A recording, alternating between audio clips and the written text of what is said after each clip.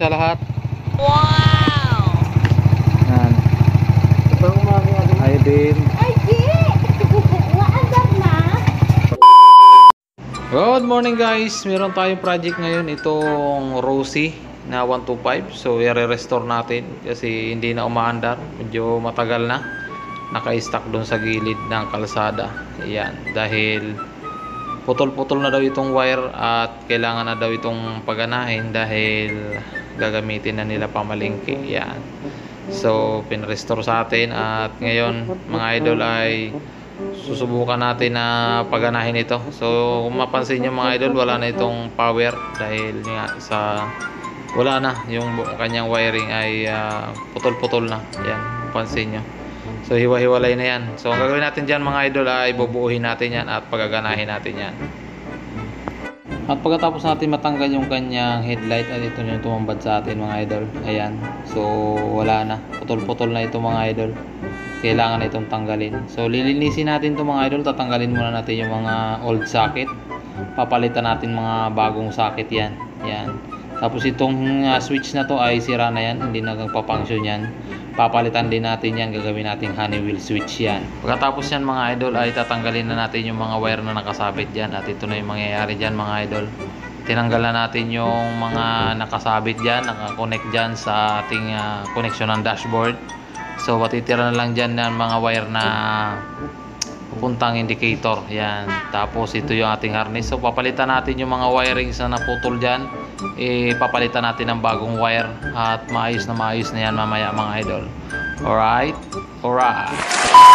Okay mga idol, kinabi na tayo. So tapos na tayo mag-restore at kinabitan natin siya ng Honeywell switch. Ayan. So andito na lahat. Starter, busina, signal light, hazard, patayan ng ilaw, high and low, saka passing. Yun yung guys. So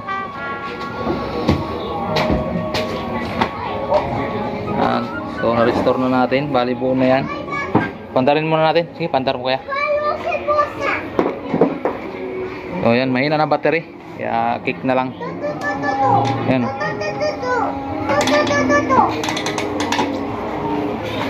Ayan.